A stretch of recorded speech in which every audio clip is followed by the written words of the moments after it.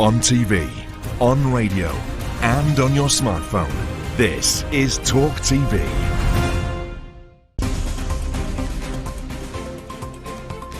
Good evening and welcome to First Edition. I'm Robin Dwyer. On the programme tonight, Just Stop Oil protesters interrupt play at Wimbledon twice in one day. But even notorious 90s eco-warrior Swampy won't back them. We'll be speaking to the rival climate action group telling the protesters to just stop. Now our top story tonight. There's been yet more disruption at the hands of Just Stop Oil as eco-activists targeted the Wimbledon tennis today. It's the latest in a string of protests at major sporting events after the group's cricket match invasion at Lord's last week. Earlier, Suella Braverman held talks with senior sporting and policing figures on how to protect upcoming events as fears spread of a summer of sporting hell. And all this comes as Just Stop Oil faces fresh competition with the emergence of a new campaign group, the Climate Majority Project.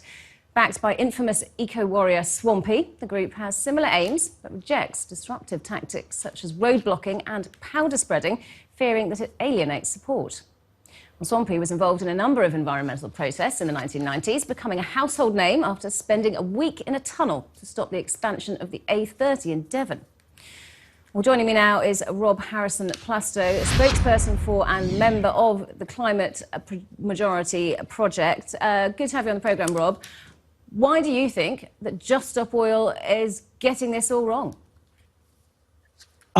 First of all, I'd like to say that the actions of Just Stop Oil, I think, have been necessary to raise the alarm, and there's a lot of very brave people who are very scared and taken action to try and let the rest of us know what's going on. But when it comes to building a mass movement of people supporting an endeavour to create the kind of transformation and change that we so desperately need, we need to be moving beyond just raising the alarm and moving into action wherever we are with whatever we've got as much as we can. So what's your group proposing to do differently instead of the way that Just Stop Oil do things? So the Climate Majority Project is founded on this idea that there are millions of people out there who know exactly how terrible things are and how climate change is already here, how any notion of staying under 1.5 degrees is now gone, and that it's going to take all of us, wherever we are, doing the best we can to learn how we can come together and to adapt and make changes in our communities, in our professions, whatever they may be. So what we do is we're here to say, we hear you, you're not going crazy, you know the truth, and there are other people out there just like you who are thinking exactly the same thing, but who don't want to go and super-glue themselves to a road or get arrested, but instead want to take meaningful action in their communities, in their workplaces, together. So if you're my age, you'll definitely have heard of Swampy. He was the original eco-warrior, if you like. Does it help your cause to have someone as high profile as him endorsing what you're doing?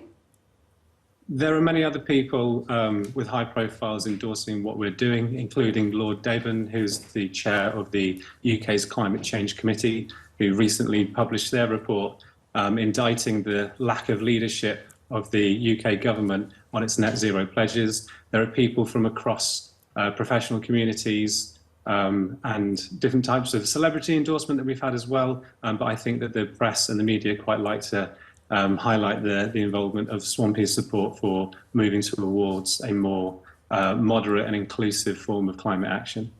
So what does that involve then, a more moderate, inclusive form of climate action, meaningful action, as you just called it? What is that?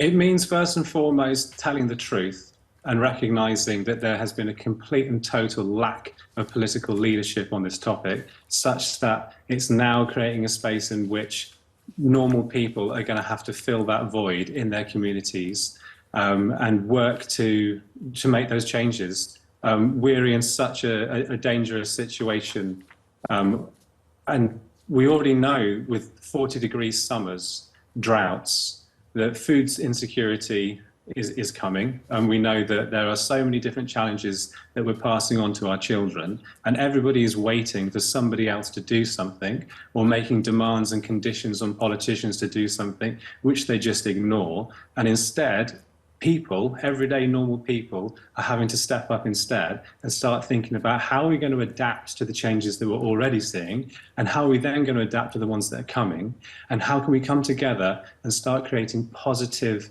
movements that show the rest of the country, in fact the world, that there is a huge number of people out there who don't buy the party line of business as usual, sustainability with just a little bit of energy efficiency and better light bulbs, that in fact our problems are systemic, they are deep, and it's going to take an awful lot of time, effort and work from a lot of people everywhere to make any kind of dent in this. If I may say, though, you've talked about meaningful action.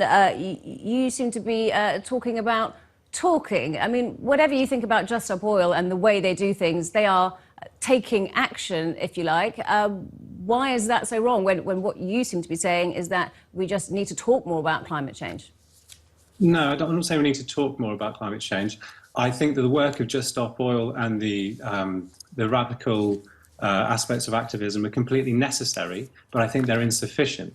I think they're necessary for raising the alarm and the awareness and having conversations like this. We wouldn't be doing this if this hadn't happened, and I welcome that. However, in order to change the systems that we're embedded in and to usher in the kind of transition and transformation that's so desperately needed, we need people acting together, taking action in their communities, until we can get enough of a majority support to show government and politicians that there is such an appetite for this. So a large part of the work here is about helping people to see that they're not alone.